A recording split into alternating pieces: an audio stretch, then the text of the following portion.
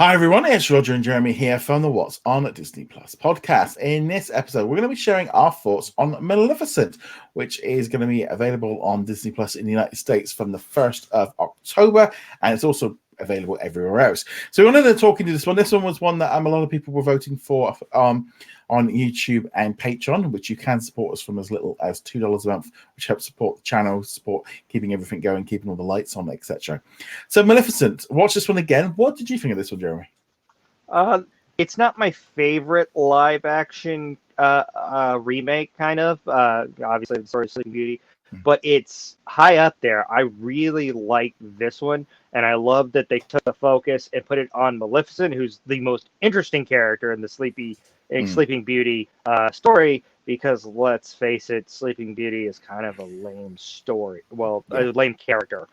She's asleep. There's nothing to her. Everything else is done basically by Maleficent in the story anyway. So I like that if they're going to make it live action, they took the focus and put it on Maleficent, and it was a well done retelling. And I really liked Angelina Jolie in the role. Yeah, for me, it's a bit of a weird one. I wouldn't say it's one of my favorite ones because it feels like you're trying to rewrite Maleficent into being a hero rather than being the villain, which it was, and definitely in the second movie, they definitely went even further with that. So I wasn't so keen on that aspect. There was that. I mean, visually, it looked great. I mean, she looks amazing in the role. All the creatures, and it kind of definitely takes a look at that kind of, haunted. Sort of like Lord of the Rings with the trees and everything. I thought that was really good. Didn't like the fairies. I didn't like the fairies at all. They were just really annoying. But it was a strain, and also, as you said, Cinderella. She's such a dull character because ultimately all she has to do is fall asleep. It's a bit of a weird one. I know my wife really enjoyed this one. I wasn't so keen.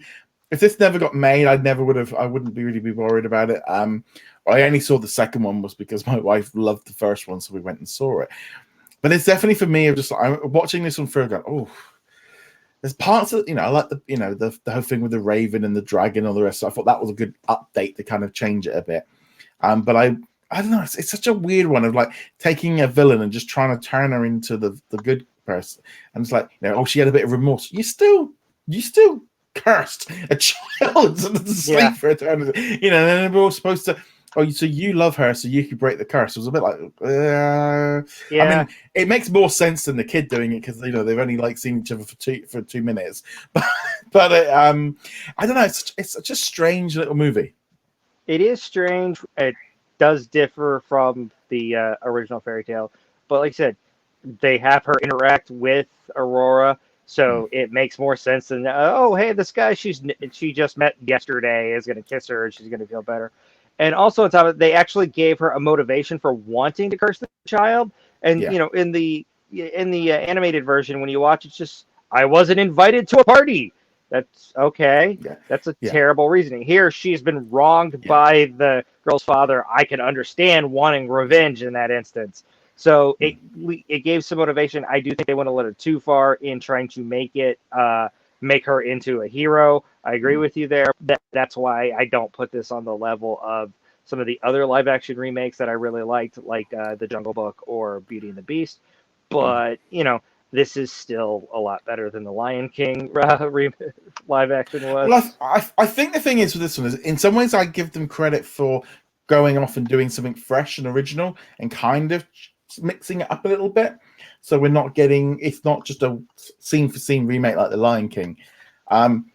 But yeah, it's hard really because I don't really even when you talk about it like being a remake of a classic, I kind of go, this doesn't feel like a remake of a classic. It's just like a retelling of the story from a different angle.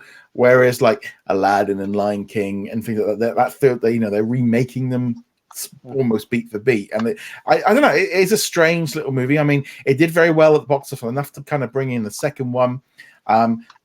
There was just something about this one, I think, which just caught it, visually as well. She just kind of captured that role, and it was kind of, I would say, it's a bit like that Cruella thing as well. The kind of I mean, that's probably why Cruella happened, was because of Maleficent. But again, even in that one, they did the same thing. They tried to kind of turn her into a sympathetic hero rather than keep her as a villain. Yeah, and wasn't too keen on that because Cruella's trying to kill puppies. Yeah. Uh, there's I mean, you can't make her sympathetic. Sorry. Uh, Maleficent, you can at least, while it's one thing you can make the motivation understandable to make her a compelling villain without going so far as to make her the hero. yeah, it was definitely it was definitely like a very solid movie. Definitely, I think is a top end kind of one of like the last few years of the live action ones. But yeah, it's just kind of one of those things. I kind of watch this and go, okay, cool. I was like, if I don't see this again, I don't think I would worry. It's like, yeah, I think I probably have seen it probably a few too many times. I think that was the problem with it. But there were some scenes in it that I really did enjoy. Like I said, that the whole scene with the dragon, just I thought that was great. I like how they did that and mixed it up and stuff and brought that one in. I didn't like the wings flying. That was the only other thing I thought was really annoying. It was just strange, it's just like Yeah. they would have kind of.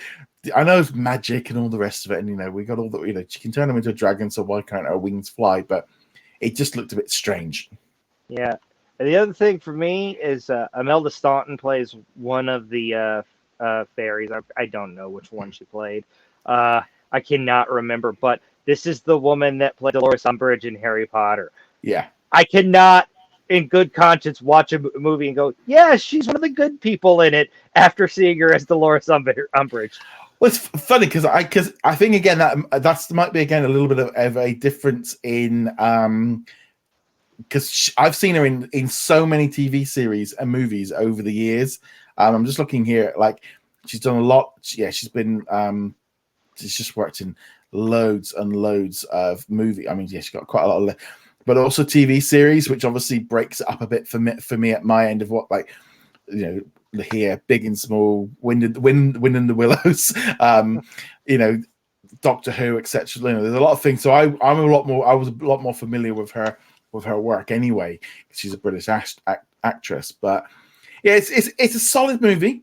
It's fun kind of seeing how everyone kind of went for this one. I think it just draws people in. But we'd love to know what you think of Maleficent. So if you were to give this one like a score out of 5, what would you give this one? About 3.5. I enjoyed it. It's better than average, but there are others that are better than it. Yeah, I think 3 out of 5 probably would be where I would put it right now. I think when I originally saw it, it would have been a bit higher, but it's not kind of holding on my interest as long as it's gone on. But on that, we'd love to know what you guys think. Go check us out over at what's on at disneyplus.com. Like, follow, and subscribe, and we shall see you guys in another episode. Later. I'd like to thank all of our Patreon and YouTube channel members for their support. You can become a member from as little as $2 a month, and you get access to our weekly Q&A and much more.